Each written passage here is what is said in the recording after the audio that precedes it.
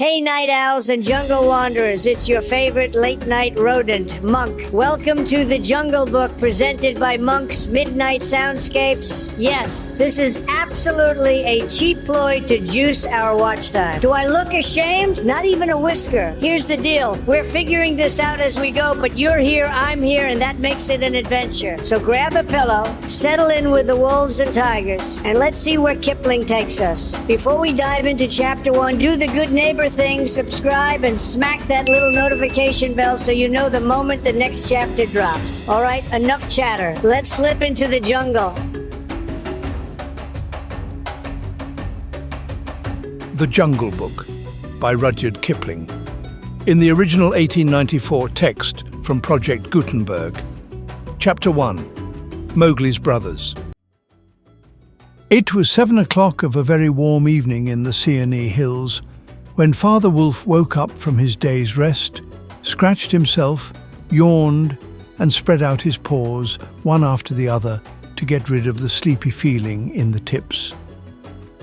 Mother Wolf lay with her big grey nose dropped across her 4 tumbling, squealing cubs, and the moon shone into the mouth of the cave where they all lived.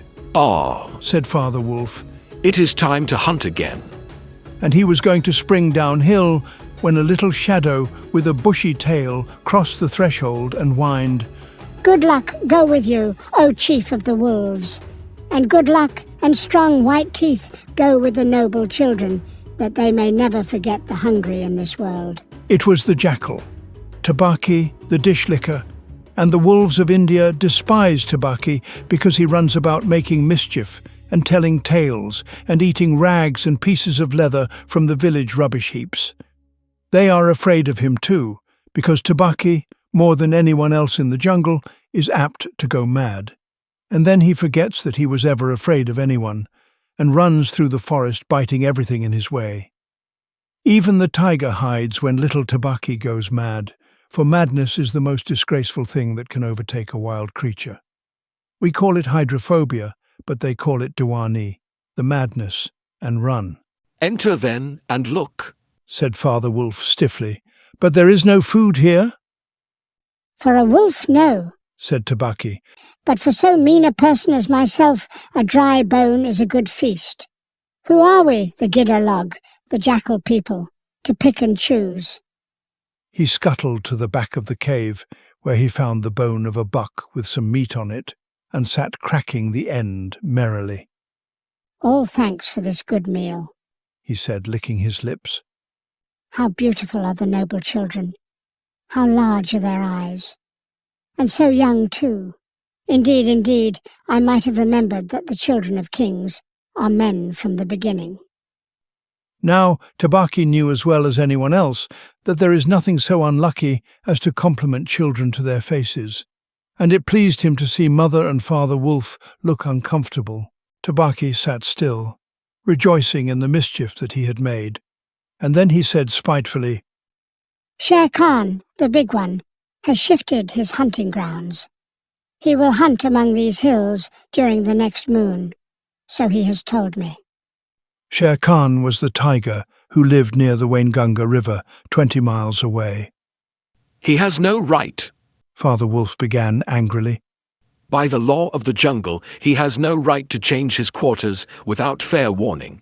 He will frighten every head of game within 10 miles, and I have to kill for 2 these days." His mother did not call him Lungri, the lame one, for nothing, said Mother Wolf quietly. He has been lame in 1 foot from his birth. That is why he has only killed cattle. Now the villagers of the Waingunga are angry with him, and he has come here to make our villagers angry. They will scour the jungle for him when he is far away, and we and our children must run when the grass is set alight. Indeed, we are very grateful to Shere Khan." "Shall I tell him of your gratitude?" said Tabaki. "Out, Snapped Father Wolf. out and hunt with thy master. Thou hast done harm enough for 1 night."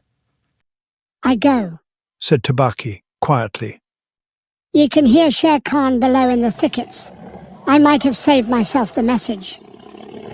Father Wolf listened, and in the dark valley that ran down to a little river, He heard the dry, angry, snarly, sing-song whine of a tiger who has caught nothing and does not care if all the jungle knows it. The fool! Said Father Wolf. To begin a night's work with that noise. Does he think that our buck are like his fat Waingunga bullocks? Hush! It is neither bullock nor buck that he hunts tonight. Said Mother Wolf. It is man. The whine had changed to a sort of humming purr that seemed to roll from every quarter of the compass. It was the noise that bewilders woodcutters and gypsies sleeping in the open, and makes them run sometimes into the very mouth of the tiger. Man, said Father Wolf, showing all his white teeth. Far, are there not enough beetles and frogs in the tanks that he must eat man, and on our ground too? The law of the jungle, which never orders anything without a reason, forbids every beast to eat man except when he is killing to show his children how to kill, and then he must hunt outside the hunting grounds of his pack or tribe. The real reason for this is that man-killing means, sooner or later, the arrival of white men on elephants, with guns, and hundreds of brown men with gongs and rockets and torches.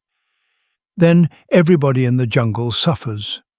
The reason the beasts give among themselves is that man is the weakest and most defenseless of all living things, and it is unsportsmanlike to touch him. They say too, and it is true, that man-eaters become mangy and lose their teeth. The purr grew louder and ended in the full-throated "ah" of the tiger's charge.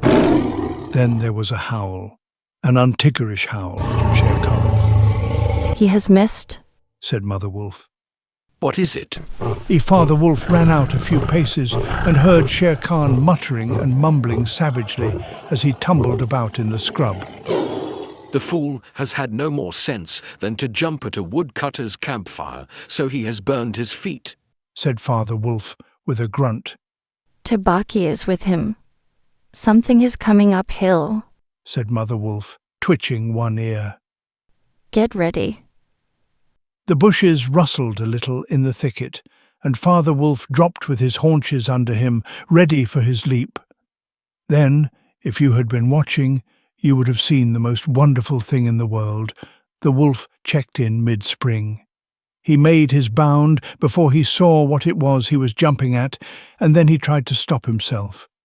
The result was that he shot up straight into the air for 4 or 5 feet, landing almost where he left ground. Man, he snapped. A man's cub, look. Directly in front of him, holding on by a low branch, stood a brown baby who could just walk. As soft and as dimpled a little thing as ever came to a wolf's cave at night.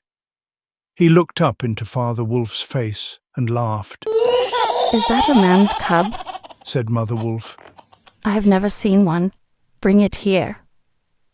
A wolf accustomed to moving his own cubs can, if necessary, mouth an egg without breaking it, and though Father Wolf's jaws closed right on the child's back, not a tooth even scratched the skin as he laid it down among the cubs. How little, how bare, and how bold, said Mother Wolf softly. The baby was pushing his way between the cubs to get close to the warm hide. Ah, hi, he is taking his meal with the others, and so this is a man's cub. Now, was there ever a wolf that could boast of a man's cub among her children? I have heard now and again of such a thing, but never in our pack or in my time, said Father Wolf. He is altogether without hair, and I could kill him with a touch of my foot, but see, he looks up and is not afraid. The moonlight was blocked out of the mouth of the cave, for Shere Khan's great square head and shoulders were thrust into the entrance. Tabaki, behind him, was squeaking. My lord, it went in here. Shere Khan does us great honor, said Father Wolf, but his eyes were very angry. What does Shere Khan need? My quarry. A man's cub went this way, said Shere Khan. Its parents have run off. Give it to me. Shere Khan had jumped at a woodcutter's campfire, as Father Wolf had said, and was furious from the pain of his burned feet. But Father Wolf knew that the mouth of the cave was too narrow for a tiger to come in by. Even where he was, Shere Khan's shoulders and four paws were cramped for want of room, as a man's would be if he tried to fight in a barrel. The wolves are a free people, said Father Wolf. They take orders from the head of the pack, and not from any striped cattle killer. The man's cub is ours, to kill if we choose. Ye choose, and ye do not choose. What talk is this of choosing? By the bull that I killed, am I to stand nosing into your dog's den for my fair dues? It is I, Shere Khan, who speak. The tiger's roar filled the cave with thunder. Mother Wolf shook herself clear of the cubs and sprang forward, her eyes like two green moons in the darkness, facing the blazing eyes of Shere Khan. And it is I, Raksha, the demon, who answer. The man's cub is mine, Lungri, mine to me. He shall not be killed. He shall live to run with the pack, and to hunt with the pack. And in the end, look you, hunter of little bear cubs, frog-eater, fish-killer, he shall hunt thee. Now get hence, or by the sun boar that I killed, I eat no starved cattle. Back thou goest to thy mother, burned beast of the jungle, lamer than ever thou camest into the world. Go. Father Wolf looked on amazed. He had almost forgotten the days when he won Mother Wolf in fair fight from 5 other wolves, when she ran in the pack and was not called the demon for compliment's sake. Shere Khan might have faced Father Wolf, but he could not stand up against Mother Wolf, for he knew that where he was she had all the advantage of the ground and would fight to the death. So he backed out of the cave mouth growling, and when he was clear he shouted, Each dog barks in his own yard. We will see what the pack will say to this fostering of man-cubs. The cub is mine, and to my teeth he will come in the end, O bush-tailed thieves. Mother Wolf threw herself down, panting among the cubs, and Father Wolf said to her gravely, Shere Khan speaks this much truth. The cub must be shown to the pack. Wilt thou still keep him, mother? Keep him? She gasped.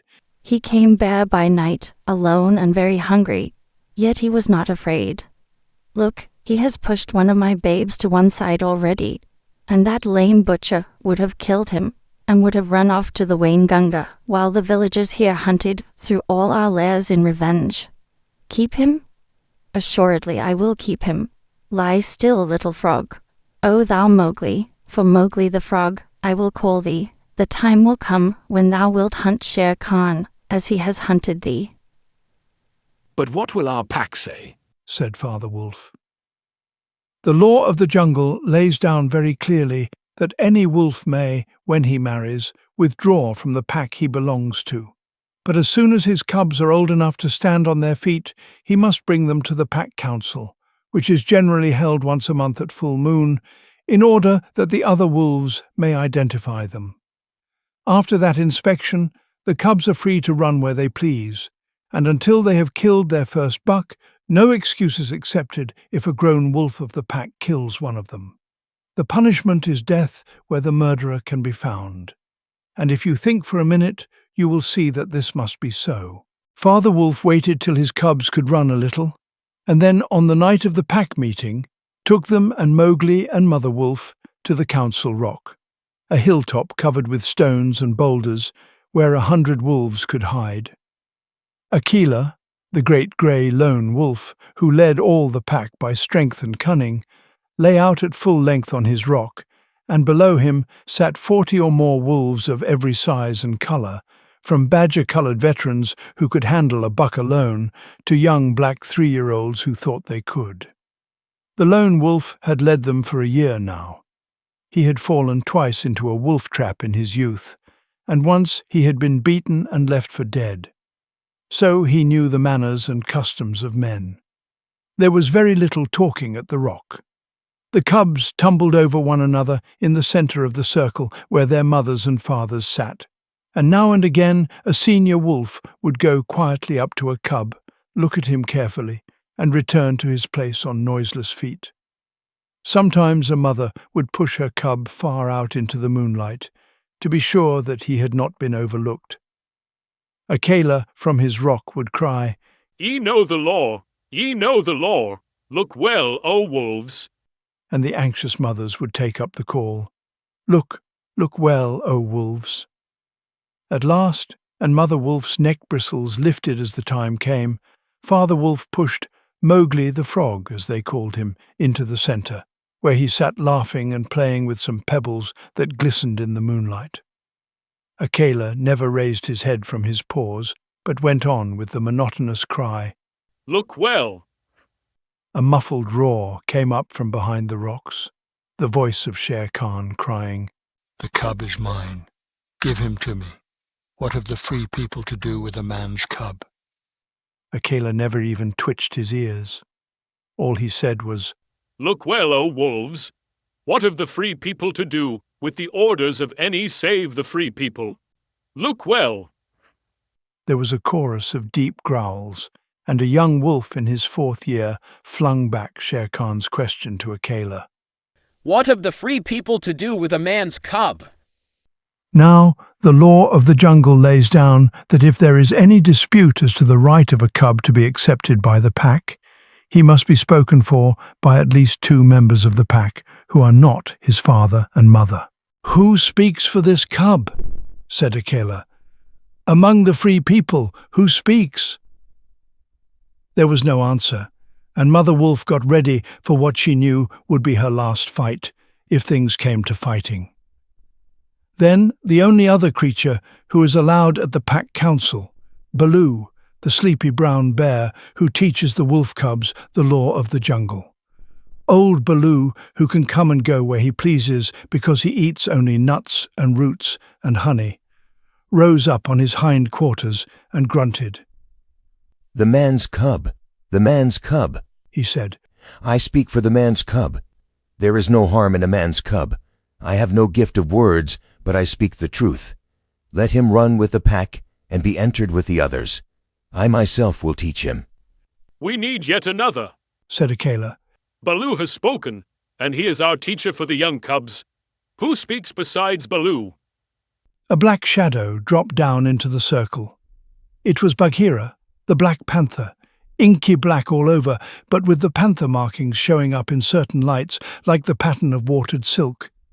Everybody knew Bagheera, and nobody cared to cross his path, for he was as cunning as Tabaki, as bold as the wild buffalo, and as reckless as the wounded elephant. But he had a voice as soft as wild honey dripping from a tree, and a skin softer than down. O Akela, and ye, the free people, He purred. I have no right in your assembly.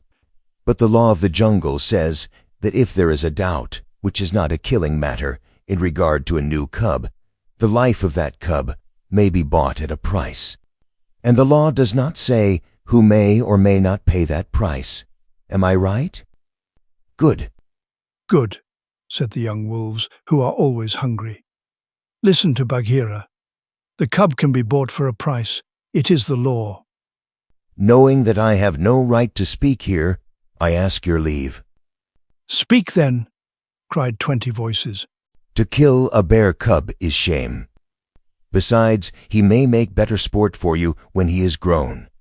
Baloo has spoken in his behalf. Now to Baloo's word I will add 1 bull and a fat one, newly killed, not half a mile from here, if you will accept the man's cub, according to the law. Is it difficult? There was a clamour of scores of voices saying, What matter? He will die in the winter rains. He will scorch in the sun. What harm can a bear frog do us? Let him run with the pack. Where is the bull, Bagheera? Let him be accepted. And then came Akela's deep bay, crying, Look well, O wolves.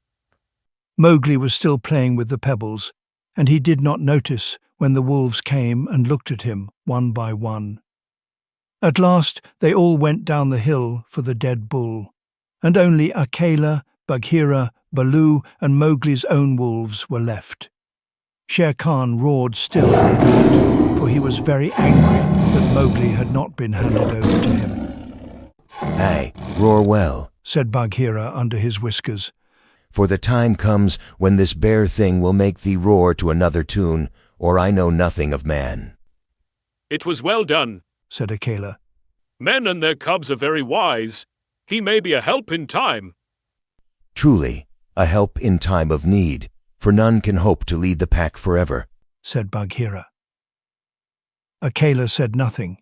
He was thinking of the time that comes to every leader of every pack, when his strength goes from him and he gets feebler and feebler till at last he is killed by the wolves and a new leader comes up, to be killed in his turn.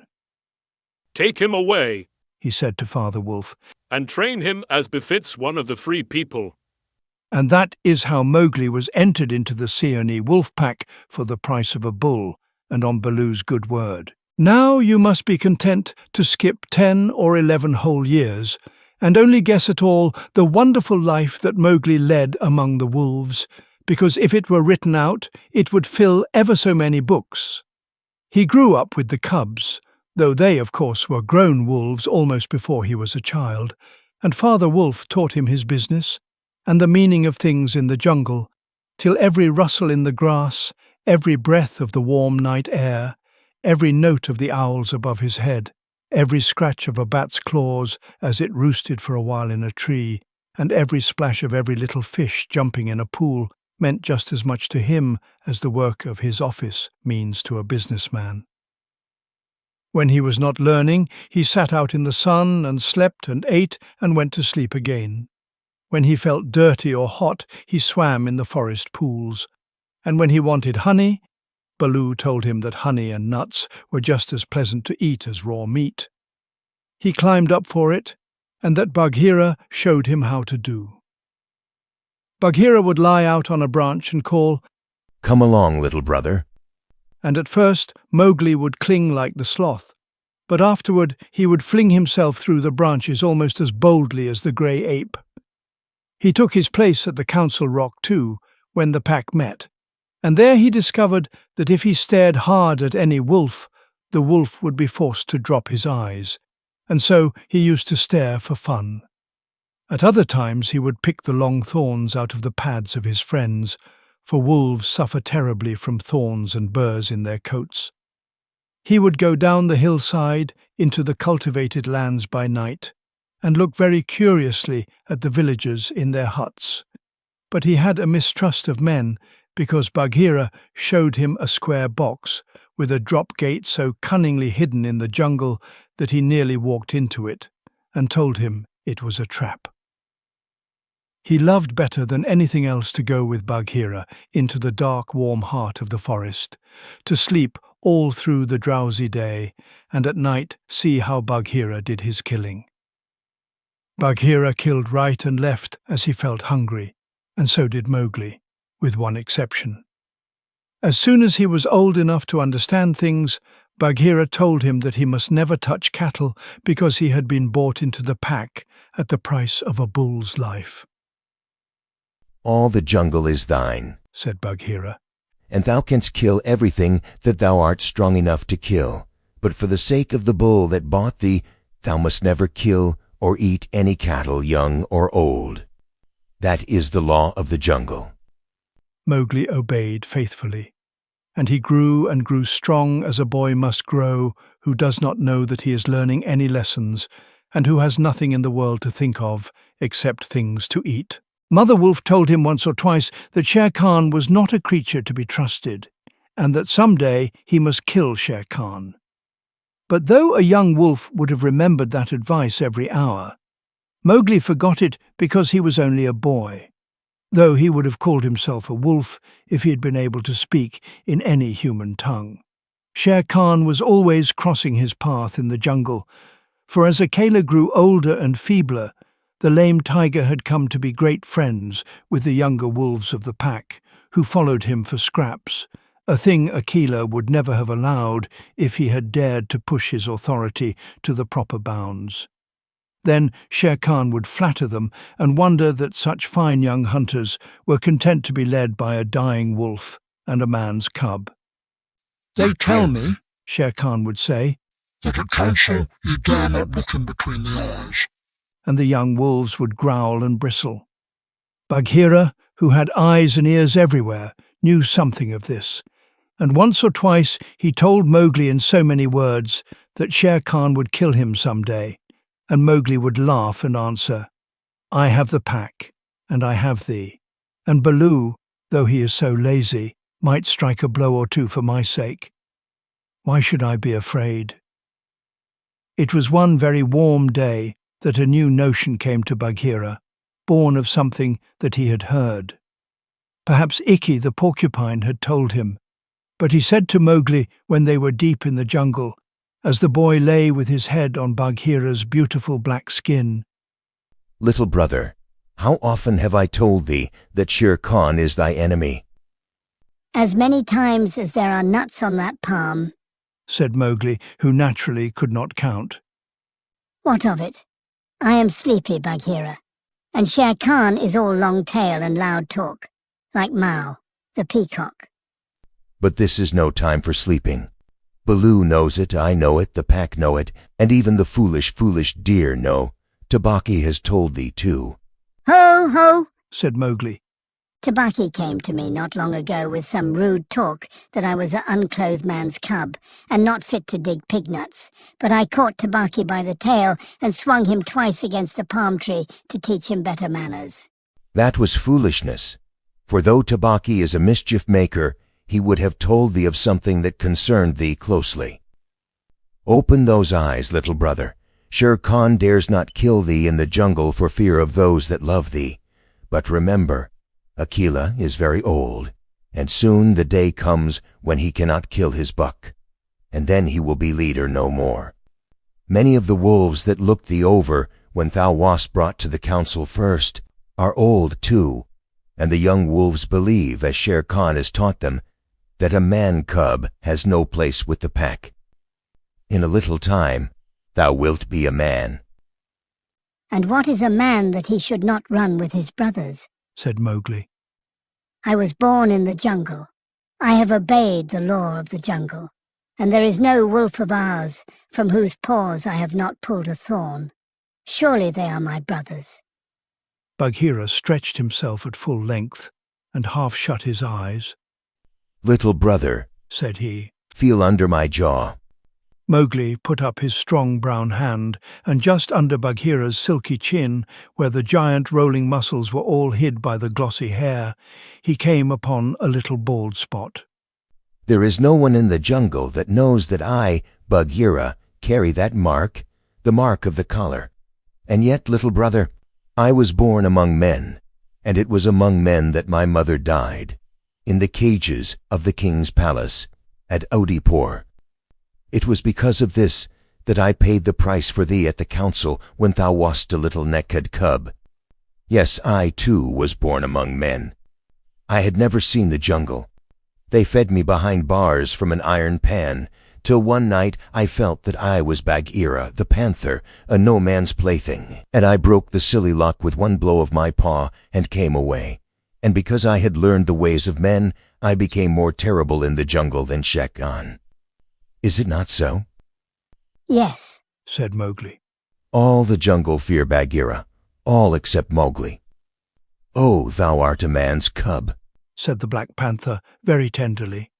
And even as I return to my jungle, so thou must go back to men at last, to the men who are thy brothers, if thou art not killed in the council. But why? But why should any wish to kill me? Said Mowgli. Look at me, said Bagheera, and Mowgli looked at him steadily between the eyes. The big panther turned his head away in half a minute. That is why, he said, shifting his paw on the leaves. Not even I can look thee between the eyes, and I was born among men, and I love thee, little brother. The others they hate thee, because their eyes cannot meet thine, because thou art wise, because thou hast pulled out thorns from their feet, because thou art a man. I did not know these things, said Mowgli sullenly, and he frowned under his heavy black eyebrows. What is the law of the jungle? Strike first and then give tongue. By thy very carelessness they know that thou art a man. But be wise. It is in my heart that when Akela misses his next kill, and at each hunt it costs him more to pin the buck, the pack will turn against him and against thee. They will hold a jungle council at the rock, and then, I have it, said Bagheera, leaping up. Go thou down quickly to the men's huts in the valley, and take some of the red flower which they grow there, so that when the time comes thou mayest have even a stronger friend than I, or Baloo, or those of the pack that love thee. Get the red flower. By red flower, Bagheera meant fire. Only no creature in the jungle will call fire by its proper name. Every beast lives in deadly fear of it, and invents 100 ways of describing it. The red flower? Said Mowgli. That grows outside their huts in the twilight. I will get some. There speaks the man's cub, said Bagheera proudly. Remember that it grows in little pots. Get one swiftly, and keep it by thee for time of need. Good, said Mowgli. I go. But art thou sure, O my Bagheera? He slipped his arm round the splendid neck and looked deep into the big eyes. Art thou sure that all this is Shere Khan's doing? By the broken lock that freed me, I am sure, little brother. Then by the bull that bought me, I will pay Shere Khan full tale for this, and it may be a little over, said Mowgli, and he bounded away. That is a man. That is all a man, said Bagheera to himself, lying down again. Oh, Shere Khan, never was a blacker hunting than that frog hunt of thine 10 years ago. Mowgli was far and far through the forest, running hard, and his heart was hot in him. He came to the cave as the evening mist rose and drew breath and looked down the valley. The cubs were out, but Mother Wolf at the back of the cave knew by his breathing that something was troubling her frog. What is it, son? She said. Some bats chatter of Shere Khan, he called back. I hunt among the ploughed fields tonight. And he plunged downward through the bushes to the stream at the bottom of the valley. There he checked, for he heard the yell of the pack hunting, heard the bellow of a hunted sambur, and the snort as the buck turned at bay. Then there were wicked, bitter howls from the young wolves. Akela! Akela! Let the lone wolf show his strength. Room for the leader of our pack. Spring, Akela! The lone wolf must have sprung and missed his hold, for Mowgli heard the snap of his teeth, and then a yelp as the sambur knocked him over with his 4-foot. He did not wait for anything more, but dashed on, and the yells grew fainter behind him as he ran into the croplands where the villagers lived. Bagheera spoke truth, he panted, as he nestled down in some cattle fodder by the window of a hut. Tomorrow is one day for Akela and for me. Then he pressed his face close to the window and watched the fire on the hearth. He saw the husbandman's wife get up and feed it in the night with black lumps. And when the morning came and the mists were all white and cold, he saw the man's child pick up a wicker pot plastered inside with earth, fill it with lumps of red-hot charcoal, put it under his blanket, and go out to tend the cows in the byre. Is that all? Said Mowgli. If a cub can do it, there is nothing to fear. So he strode around the corner and met the boy, took the pot from his hand, and disappeared into the mist, while the boy howled with fear. They are very like me, said Mowgli, blowing into the pot as he had seen the woman do. This thing will die if I do not give it things to eat. And he dropped twigs and dried bark on the red stuff. Halfway up the hill, he met Bagheera, with the morning dew shining like moonstones on his coat. Akela has missed, said the panther. They would have killed him last night, but they needed thee also. They were looking for thee on the hill. I was among the ploughed lands. I am ready. Look. Mowgli held up the firepot. Good. Now I have seen men thrust a dry branch into that stuff, and presently the red flower blossomed at the end of it. Art thou not afraid? No. Why should I fear? I remember now, if it is not a dream, how, before I was a wolf, I lay beside the red flower, and it was warm and pleasant. All that day Mowgli sat in the cave tending his fire pot and dipping dry branches into it to see how they looked. He found a branch that satisfied him, and in the evening when Tabaki came to the cave and told him, rudely enough, that he was wanted at the council rock, he laughed till Tabaki ran away. Then Mowgli went to the council, still laughing. Akela, the lone wolf, lay by the side of his rock as a sign that the leadership of the pack was open, and Shere Khan, with his following of scrap-fed wolves, walked to and fro openly, being flattered. Bagheera lay close to Mowgli, and the fire-pot was between Mowgli's knees. When they were all gathered together, Shere Khan began to speak, a thing he would never have dared to do when Akela was in his prime. He has no right, whispered Bagheera. Say so. He is a dog's son. He will be frightened. Mowgli sprang to his feet. Free people, He cried. Does Shere Khan lead the pack? What has a tiger to do with our leadership? Seeing that the leadership is yet open and being asked to speak, Shere Khan began. By whom? Said Mowgli. Are we all jackals to fawn on this cattle butcher? The leadership of the pack is with the pack alone. There were yells of, "Silence, thou man's cub! Let him speak. He has kept our law." And at last the seniors of the pack thundered, "Let the dead wolf speak." When a leader of the pack has missed his kill, he is called the dead wolf as long as he lives, which is not long as a rule. Akela raised his old head wearily.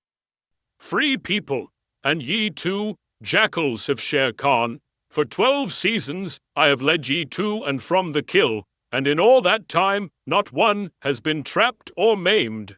Now I have missed my kill. Ye know how that plot was made.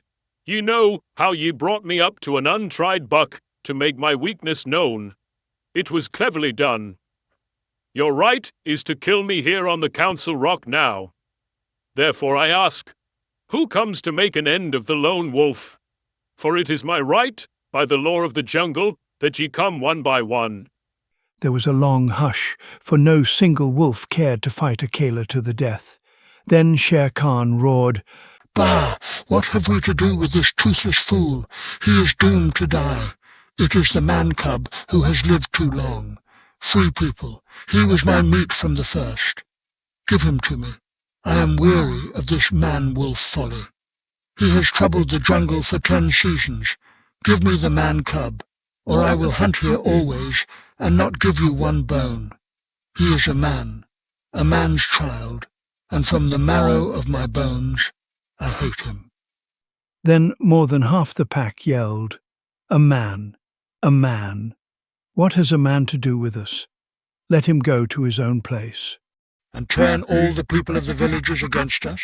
Snarled Shere Khan. No, give him to me. He is a man, and none of us can look him between the eyes.